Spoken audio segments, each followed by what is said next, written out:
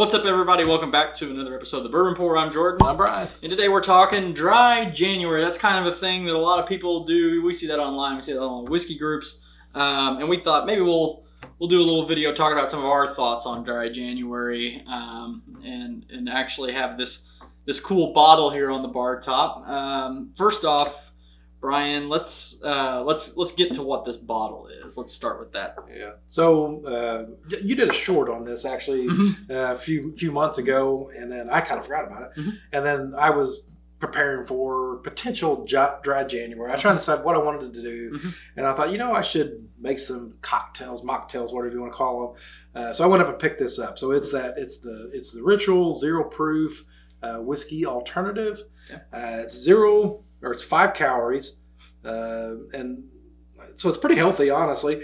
So it's not terrible for you. Zero proof, so there's no alcohol in it. The bottle looks nice. Kind of looks like a Bourbon Pursuit bottle. Yeah, a little cloudy. Yeah, this is non-chill filtered, I guess. Yeah, now like I said, my good talk on this bottle is about ready to go downhill real quick. So I thought, that'd be kind of cool. Maybe try it and then see what they've done. Well, it's different. Well, before we get to that tasting, let's talk a little bit about dry January. So, Brian, what did you end up deciding to do for? I took the first few days off of January. Went back until I went back to work. Didn't have anything, and then my thought on dry January. I've never done dry January, so I thought, and we're in the industry now, so we kind of have to have some type of opinion on it. So basically, I think it just means just being mindful of your drinking. So I don't think it means that you got to take 30 days off of drinking, which a lot of people do. If you're going to do that, that's awesome. If that's what you want to do to reset yourself, put yourself in a good spot, that's great.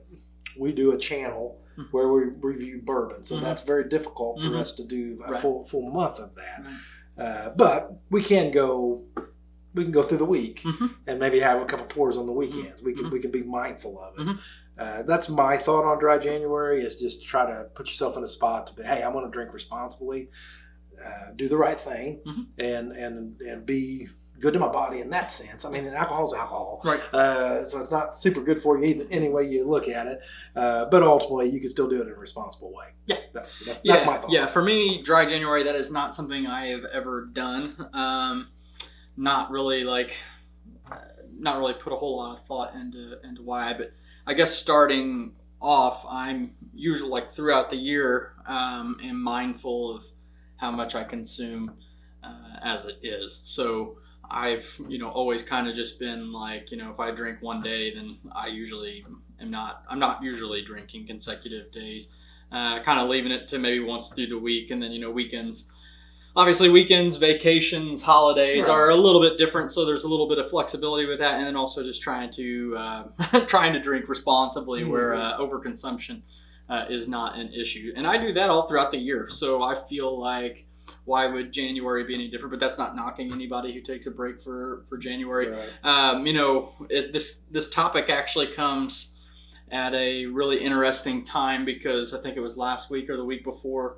As the Surgeon General came out saying that, bottles of alcohol should have cancer warnings, and there should maybe be new guidelines, and everybody said, well, the government shouldn't tell me how much I shouldn't drink, and I don't really view it as that way. It's a guideline, right? So this is the information that they have found.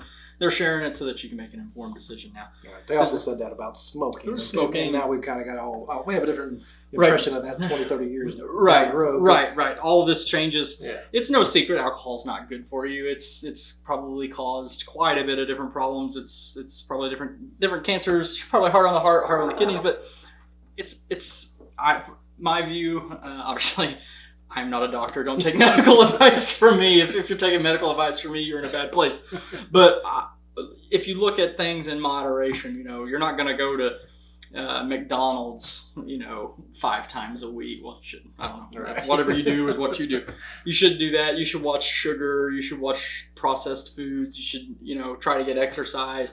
all those things. And I think a healthy lifestyle, I think you can fit in moderate drinking, but once again, in moderation. Right. I mean, there's no judgment. There's a judgment zone. Now, don't put your family at risk. Don't do that. Then, and you know, one thing we do, Brian, and I edit our videos and I post them and all that on YouTube. I don't know if you've noticed, but you know, one thing that we're big about, we don't say it in our videos, but in our descriptions of the videos, it always says, please drink responsibly.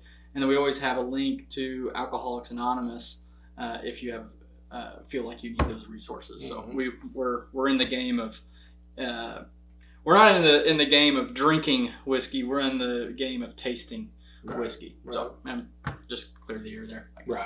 Right. And now this year I did not put out a bunch of New Year's resolutions like I normally do. I think I still will, but that's one thing I think Dry January comes into play. I think people are putting their best foot forward. They're trying to turn over a new leaf, put out their New Year's resolutions, do something positive to start with. So if you are doing it, more power to you. That's awesome. We celebrate that. That's awesome. If that's, like I said, if it kickstarts your year, and that's great. Because when it's cold out, and that's the rough time of the year to get through. It's depressing. So you've got to put yourself in the right frame of mind. So, like I said, definitely if you want to do that, by all means, stay. You at this point, you've got about you're about halfway there. So just keep going. One thing I think you could do if you do want to, moving forward past Dry January, that you maybe you want to try to continue that, or you know, start a health journey, a better lifestyle, but also kind of fit you know, alcohol into that lifestyle, is from a bourbon or whiskey perspective.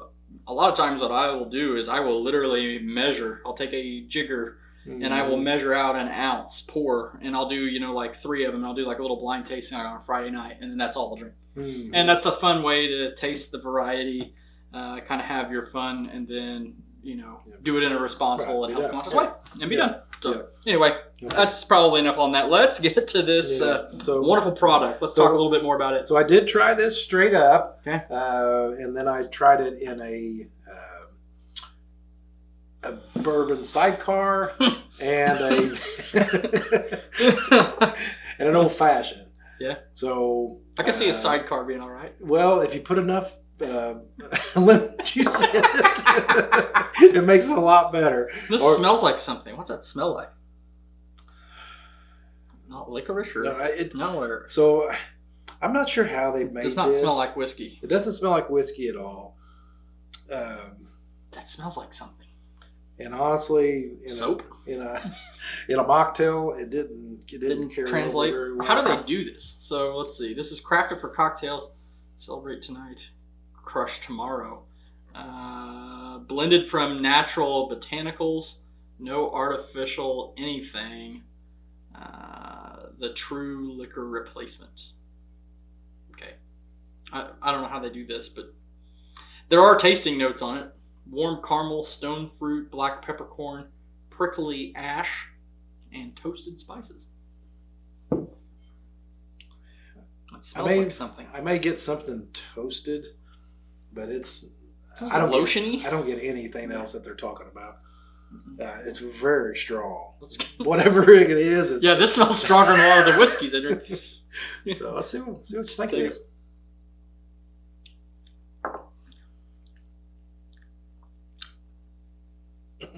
Well, I get the smoked ash that they're talking about. I do. Yes, that is true. So it actually tastes better. Yeah, there's a little than it smells. Yeah, and it tastes completely different than what it smells like. Nothing. It tastes like diluted beef jerky. It's really diluted. Diluted beef jerky. Do you get like a beef jerky taste? It's the smoke and pepper. Yeah, maybe that is. Yeah. It doesn't smell like it. It tastes like it. So I was hoping the smokiness would translate well over into the mocktail, but it just didn't. This is pretty gross. It overwhelmed the whole glass, and it was like I said. I let my ice cube melt for an hour, and then I drank it, and it was tolerable. So I guess if you're going to do this, do half and half. Do half water. Prepare. Sit in a glass for an hour.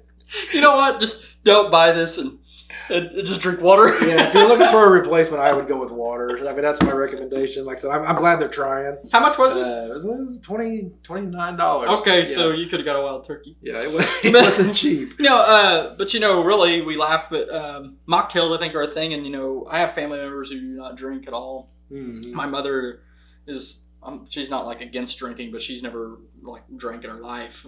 So she wouldn't be interested in this product. But I could see where people, for one reason or another, are not drinking, try to find something. But this is one I would definitely pass on. If I started drinking on that, I probably wouldn't drink. No, it's just not sweet. So I like sweetness in my cocktails, and this is not sweet. It's pretty awful. So, it's. I don't know who tried this and said, "Oh, that tastes just like whiskey." Who makes it? It just says Ritual Beverage Company. Okay. Yeah. Oh, Chicago, Illinois. That's the problem. It's out of Chicago. So, like I said, it's nothing wrong with Chicago. I'll give them that. But yeah, I'll tell you what. Cubs fan, Cardinals fan. I would not recommend this. No. But like I said, hopefully it's a work in progress. Hopefully they can make it. Fine tune it.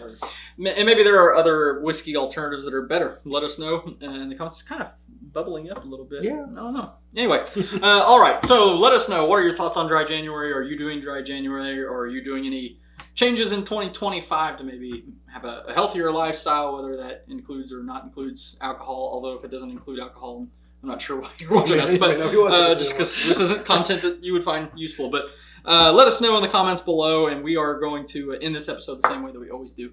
And that is, when you're with your family and your friends, always share your whiskey, even if it's 0 proof. Man, that's pretty bad.